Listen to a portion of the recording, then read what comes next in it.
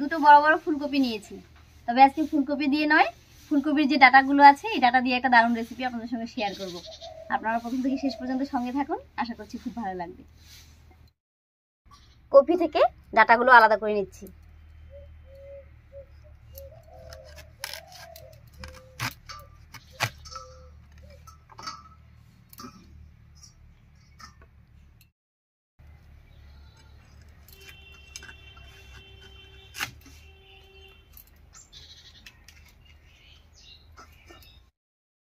এবার এই ডাটাগুলো ছাড়িয়ে নেব।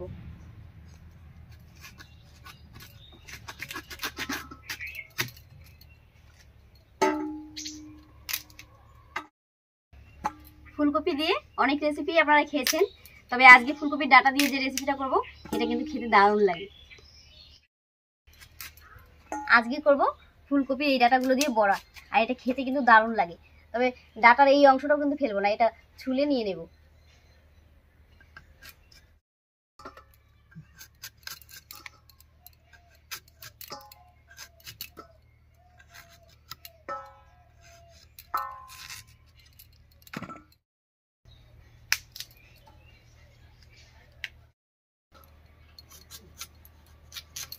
এই ডাটাটা ছোলার পর ভিতরটা কিন্তু খুব নরম বেরোয়, আর এটা খেতে অনেক বেশি ভালো লাগে।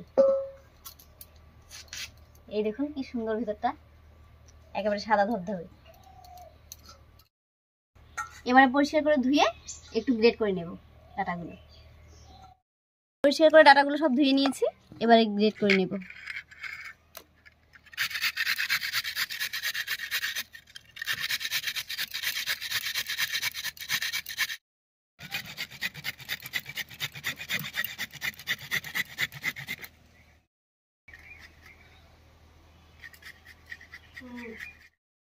এরকম করে গ্রেট করে নিয়ে রান্না করলে ভেতরে যে আঁশ মতো থাকে সেগুলো কিন্তু আর যাবে না, রান্নায় আলাদা হয়ে যাবে।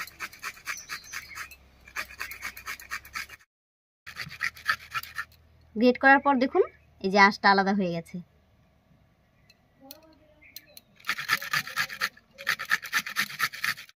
আমাদের স্কুল মাঠে একটা মেলা আসে যায়, ওখানে আমি সার্কাস দেখব। তাই? কবে সার্কাস? হ্যাঁ। কবে দেখবে? কবে দেখবে? আজকে। আজকেই? হ্যাঁ।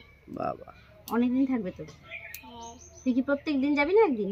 প্রত্যেক দিন। প্রত্যেক দিন মেলায় গিয়ে কি করবে বাবা? সব বিষয়পত্রে উঠবো, জাম্পিং এ উঠবো, মিকি মাউসে উঠবো। সবগুলো ডাটাই গ্রেট করে নিয়েছি, এবারে উনুনটা জ্বালিয়ে নেব।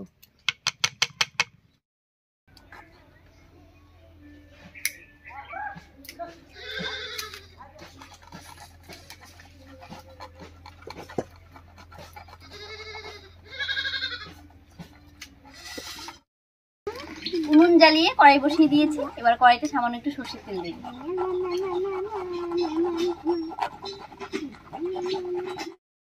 তেল গরম হয়ে গেছে, তেলের মধ্যে দেব দুটো শুকনো লঙ্কা। লঙ্কাটা ভাজা হলে নামিয়ে নেব। লঙ্কা দুটো ভাজা হয়ে গেছে, নামিয়ে নিচ্ছি।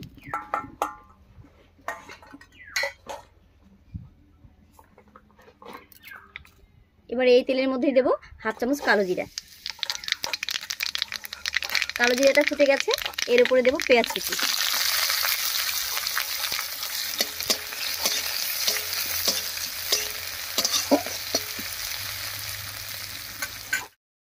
পেঁয়াজটা বেশ লাল লাল হয়ে গেছে, এবার এর মধ্যে দেব গ্রেট করা ফুলকপির ডাটা।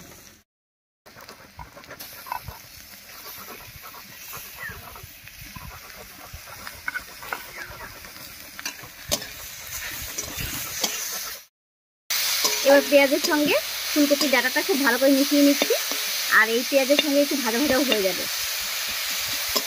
এবার এর উপরে দেব স্বাদ মতো লবণ আর হলুদ।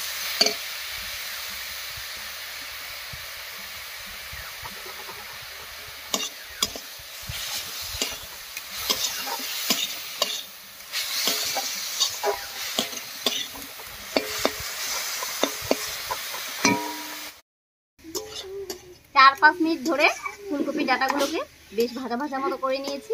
এবার এর মধ্যে দেব লঙ্কা কুচি, একটু চিনি আর ধনেপাতা কুচি। একটা লঙ্কা কুচি, দিয়ে দিচ্ছি 1 চামচ মতো চিনি, দেবো একটু ধনেপাতা কুচি, আর যে ভাজা লঙ্কাটা ছিল সেটা হাত দিয়ে গুঁড়ো করে দিয়ে দেবো।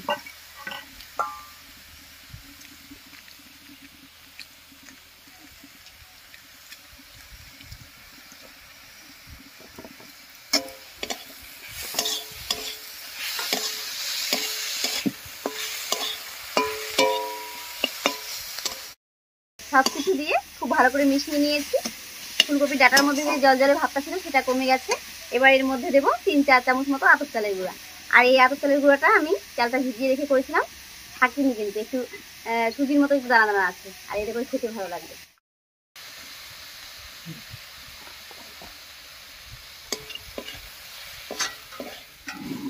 শুকনো অবস্থায় মিশিয়ে নিলাম। এবার একটু করে জল দেবো আর মেশাবো।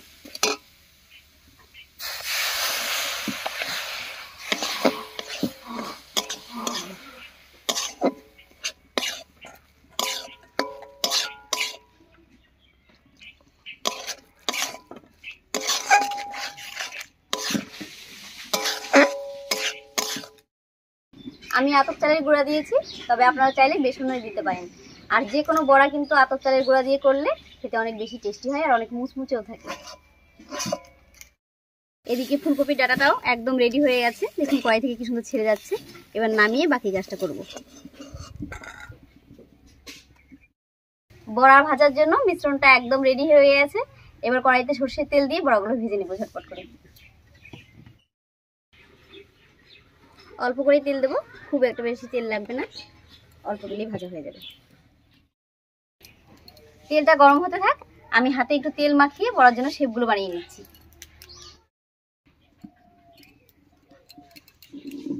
এখান থেকে অল্প করে নেব, আর এরকম বড়ের মতো গোল করে তারপর একটু চ্যাপটা করে নেব। তবে আপনারা পছন্দ মতো বানাতে পারেন, আপনাদের নিজেদের পছন্দ মতো।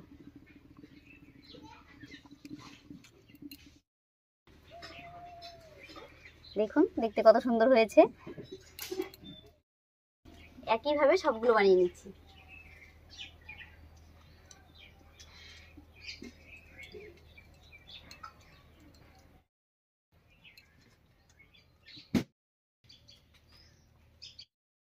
তেলটাও গরম হয়ে গেছে, এবারে ভেজে নিচ্ছি।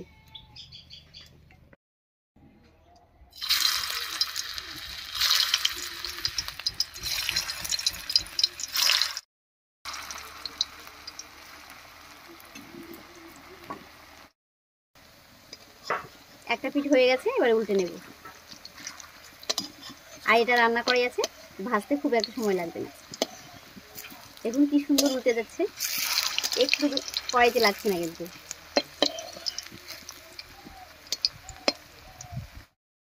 উল্টে পাল্টে বেশ লাল লাল করে ভেজে নিয়েছি। এই গোটা বড়া ভাজা হয়ে গেছে, এবার নামিয়ে নিচ্ছি। দেখুন কি সুন্দর হয়েছে বড়াগুলো।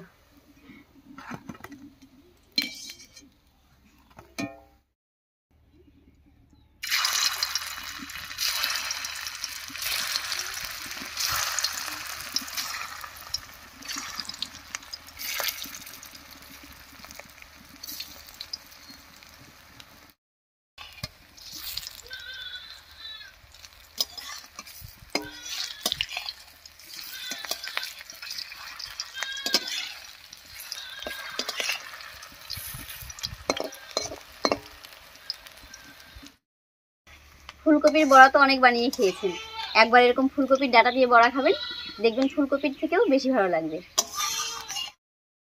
এই কটাও ভাজা হয়ে গেছে, একবার নামিয়ে নিচ্ছি।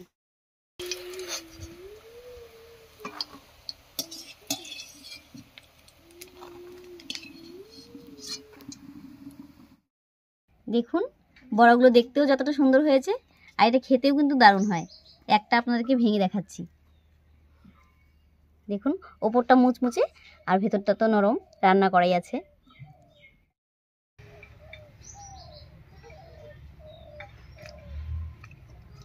দারুণ হয়েছে খেতে। যাই হোক, আজকের এই ছোট্ট সহজ রেসিপি আপনাদের কেমন লাগলো অবশ্যই কমেন্টে জানাবেন। যদি ভালো লাগে একটা লাইক করে দেবেন এবং চ্যানেলটিকে সাবস্ক্রাইব করে এভাবেই আমাদের পাশে থাকবেন। আজ এই পর্যন্তই, আবার কাল দেখা হচ্ছে নতুন কোনো রেসিপি নিয়ে।